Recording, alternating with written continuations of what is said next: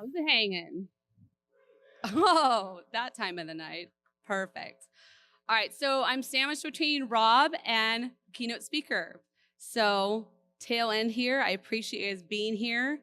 Great stuff so far. I've taken a ton of notes. Thank you guys. That objection thing too is like, oh, I was excited for sure. So all great things for so many people.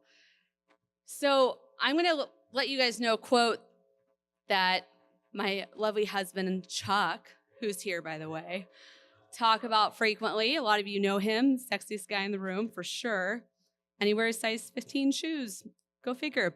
So if you've never heard me speak, there's some of that sometimes. Ready? Here we go. The armpits have started too, so it's going already. So here's the quote. I'll repeat that. A being is only as able as he can help others. A being or person is only as able as he can help others. So in case if I forget to say this, I'm going to say it now. Throughout the weekend, I'm here for you guys. Come talk to me. I'm happy to help you with whatever I can. By the way, if I can maybe speak for all the speakers so far, we're all about that. So you're here to learn. Help us help you. So there are a few keys Josh and the team asked me to share today behind my 3 consecutive silver cups and truly what it takes to achieve that 3 times in a row. A few themes that you'll notice besides the code themes is win by not playing. This theme might surprise some of you. Win by not playing. Win not because you care about who's doing what next to you. Ever. Do not compare yourself to others. Win for your own goals and your own purpose. I loved what Rob said ahead of time. You guys will see some correlations between our talks. I think what he went for was amazing and what he did is really great. So it's all about your own purpose. So here's an example. We worked the LA County Fair, right? There's a lot of top-notch people that work that show, okay? And in the past, years ago, people would work next to me who had been doing this way longer than I had, and they'd say, I'm going for 6K today. And I'm like, oh, shoot, does that mean I'm supposed to do that? All right, I'll go for that too. I don't even know how. I would just say, well, he's doing it, so I'm going to do that. It never worked for me. Maybe that works for some people. It didn't work well for me. So there is something that does work for me, and I trust that it'll work for most of you. Every time I've seen one of my mentees implement it, or anyone I've just been helping, it works. Just beat your last year's day. That same day a year ago, just do better than you did that day. I know it drives some of my team members mad because maybe one day I sold 1,800 at a show. And they're like, Deanna, don't make your goal 1,900. You could sell like 4,500. I'm like, I probably could, but that's not my goal. My goal is to sell more than last year.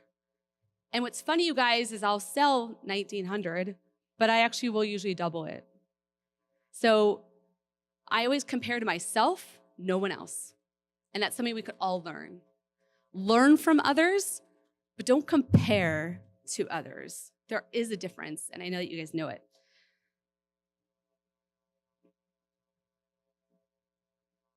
And by the way, it's not how well the person is doing next to me that excites me, but the application of what I learn from them that does.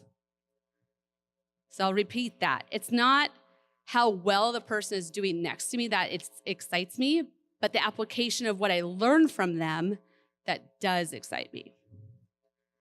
All right? Here's the first heading that you guys can jot down. Wherever you aim higher. That will equal consecutive growth each year. Plan with abundance. Who's ever freaked out over a problem order? Raise your hand. Or a credit card not working. Or anything like that. We all have. So when I freak out about one sale, it's because what? There's not enough orders coming in. That is the bottom line. I'll give you guys a quick story. There was a girl who I went out and did a service call for this year. Yes, randomly I do those sometimes. And I paid a lot of, I spent a lot of time with her. I walked her through everything. She ended up doing a cookware order, well over $1,000. And we had a great time. It was amazing. Come to find out through Cutco, not from the customer, that she canceled her order. That was weird. How odd. So then I get a weird email from her, and it's some nonsense about how I ripped her off. And a whole bunch of other stuff I'm not even going to bore you with. It was just so ridiculous. And it didn't even sound like her. And I knew what happened. I knew her mom came home, who she lived with, and she badmouthed me to my customer. And I tried talking to the customer and working it out with her. I tried to call her, but it wasn't a priority for her to get back to me. And you know what, you guys? The way I see it is this. Do I really want someone so ignorant who would think I would do such a thing to them on my customer list? Hell no. And I could easily do the thing that's not what I said. Thank you. Go ahead, that's fine. Thank you. And there was a part of me that wanted to be like, oh, hell, I did not even do that. Not worth it. Not worth it. As they say, ain't nobody got time for that. No. So, but there was enough going on. I didn't care about $1,000. I don't care. There's someone else that wants to help me out and not listen to BS. For real. That was ridiculous. So, number 2, market to your existing customer base. Don't just rely on people showing up to the booth. You cannot control who shows up to the booth. Do you guys realize it's 5 times easier to work with an existing customer than a new one? Now, let me back up and say, I'm all about the Curtis J. Hughes plan and going for new customers. That is a huge thing for me. Do not ever let that go. However, do not neglect your past customers either. You got to do both. And that's something I've always appreciated about him. He's great with both. Okay?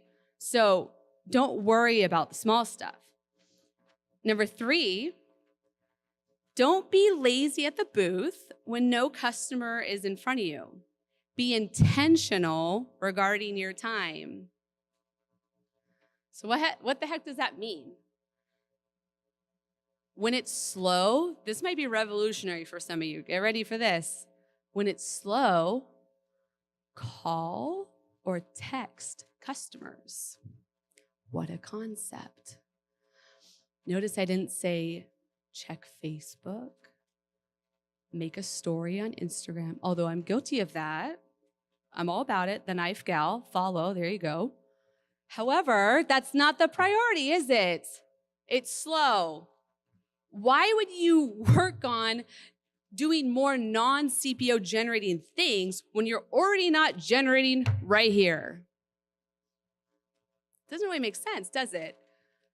Generate some freaking CPO if there's no one in front of you. You have control over that. Go do it. So,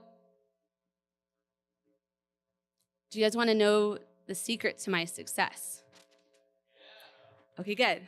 Yay. I'm going to share it with you. You better not have all your eggs in the fair and show basket, and best be having other things going on while your show is happening. As great as fair and shows are, if I didn't believe that, why would I be here? The secret to my success, as some of you have asked, is I just have so much other areas of the business generating CPO. And guess what, you guys? When those areas pump CPO, my show does better. Because guess what I can be with my customers? In present time with them. I can focus on them because I don't need their sale. I want to truly and genuinely help them get what's best for them. I'm confident because I have all this taken care of in the background. Imagine what your life would be like if you went into a show at 10K. That was nearly my goal every week at the LA County Fair. I would have a big cushion for pushing walking into that booth. Damn straight. Some of you need some like perk for real. What's happening over here? All right, coffee time, or there's a bar, you know. Okay, fine. Only if you're of age. So do you guys get the point though? There's other stuff going on. There's other things generating CPO. Yes or yes? Do you understand me? Great. Good. So here's an example. Other things you can be doing. Business gift appointments. We're going to be touching on that a lot tomorrow too, right? Service events. Having an online sale. You guys, Vast Action, a lot of other people can help you with that. Oh, and here's a concept. Something else going on other than a show. A demo. Oh my gosh. What a concept. You guys, some people are like, is she kidding or not kidding? I don't really know her that well yet.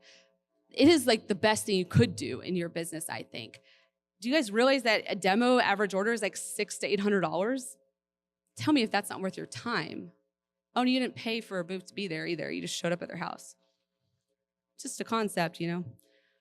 I'm all about demos, so I think they're great. CGC or not, people dig knives. They need knives. Do it. So here's a great example. In September this past year, so about 5 months ago, I decided to sell 27,000 in September. Now, I could have just sold 85,000 at the booth because it was the LA County Fair. I didn't want that. I didn't want that to only be the thing I was doing. I wanted 112,000 for the month instead. That's what I did. 27 plus 85 equals 112. That's what I'm talking about. I never went into the booth with, oh, I better make today good. There was enough going on outside. And you guys can all do that. All of you can.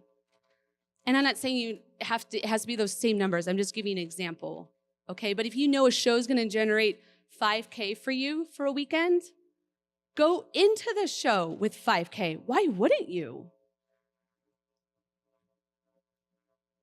The hours can be long at the booth, but if you plan and you're strategic, you can make it all work while still having time for family and friends, etc. Side note, I've come to find out one thing in 2018, that apparently some people in this room think the LA County Fair is something where Mrs. Jones comes over with her Louis Vuitton and her nice nails and says, I need 3 Ultimates. I wish. I'd say, well, let's do like 3 a month, you know, let's get a better deal for you, whatever. But that doesn't happen. And I love that a lot of you came out and trained this year, because the number one thing I heard was, wow, Deanna, you guys get the same objections we get. Like, I'm gonna walk around and think about it. Oh, my kid's crying. Oh, we're hungry, we're hot, we're sweating. Like, it's all the same, you guys. Do not ever look at any member of my team or the Texas Fair or anyone like that and think, oh, well, I don't have that fair. Do not ever do that. It is not. I was learning a lot from those 3 guys up here. Holy crud, I'm ready to implement those things. I hear those things all the time. So know that we all have fairs that get the same objections. So how does the CPO break down, and how does one really truly expand each year? So the breakdown, you guys know this. You break your goal down into 12 months, right? What I usually look at is the Vector Connect sales page. You guys know when you can see your sales for every month. I seem to look at that like 3 times a week. I don't know, I'm always reminding myself, like, okay, what did I sell last year? Am I on pace to beat that month this year? So for example, if you want to sell 300K in a year, divide it by 12 months. We all know this, right? But of course, you know where some of your bigger events are than others, so plan for that. I just always compare it per month, and I try to sell a little bit more than each month, okay? So here's just a quick exercise for you guys. I want you to think of your 2019 goal right now. Right now, what is your goal? 100K for the year, 500K for the year, 300, a million, whatever it is. Now imagine that same year, that same goal for the year, But now imagine it comprised of only appointments and service events. No sales at the booth. What would your year look like now? See, the way I see it is, I think a lot of you have it backwards. What if fair and show was just the icing on the cake? And demos, service calls, service events, business gift appointments came first. If you ask me, I'm pretty sure whatever goal you had was just doubled. I just want you guys to think with it, okay? I'm not saying you have to do all this, change your whole business plan, but just think with it. What would your life be like? So for people that put all their eggs in the fair and show basket, they plan to only be busy on the show days. And you guys, I'm preaching to you because I've done all these things that I'm telling you.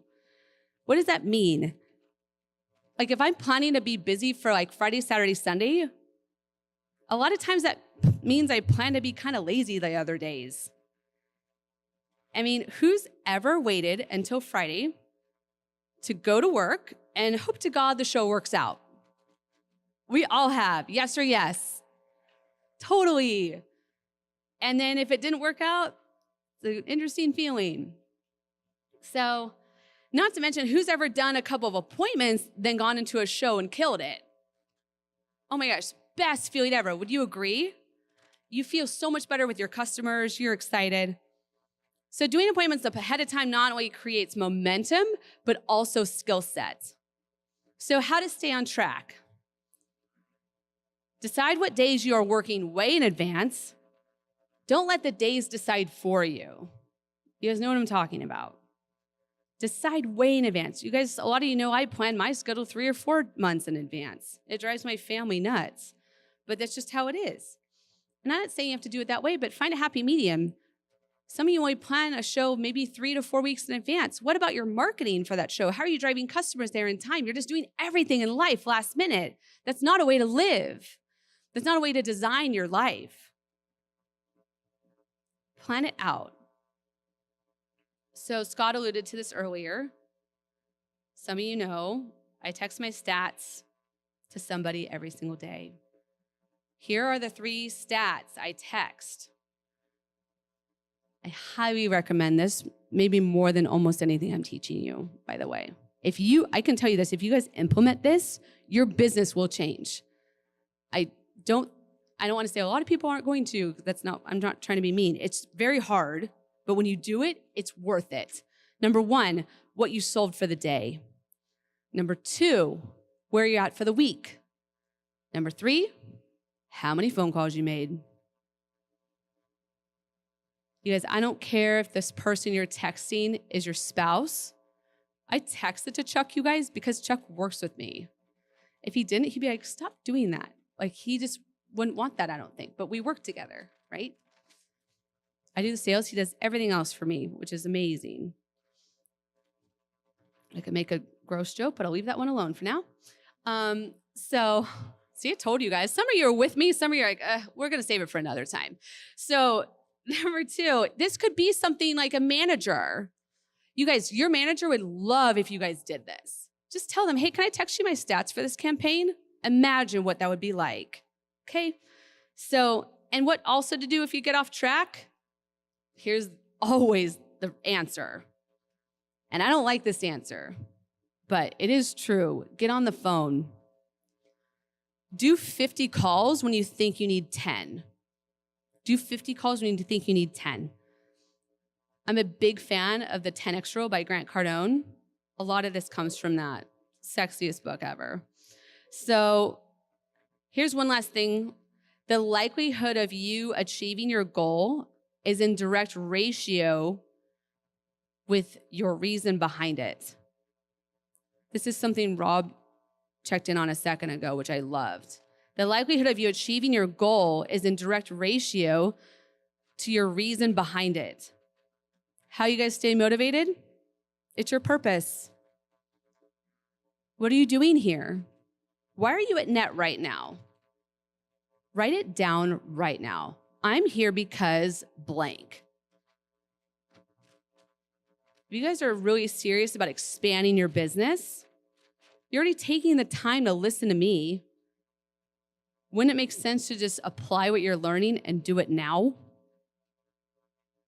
Mrs. Jones, wouldn't it make sense just to do it now? You're here. What's the difference between doing it now and doing it an hour from now? Same thing. Lastly, I'll end on this. Distractions. Oh, we all have them. Remember this, you guys. 85 to 90% of your customers are badass and appreciate you. 10 to 15%, you may never make them happy. No matter how much free stuff you give them, how nice you are, they're not always worth it. Drop them. You don't need them. Focus on the rest of your customers who love you. They are the ones that will take you to the next level. And they are going to be your raving fans for life. You guys, I appreciate you allowing me to share this with you tonight and help shift your thinking a bit about your business. I know these tips will help you. Come find me if you have any questions. I'm happy to help more. And may 2019 be your breakout year. Let's go get it.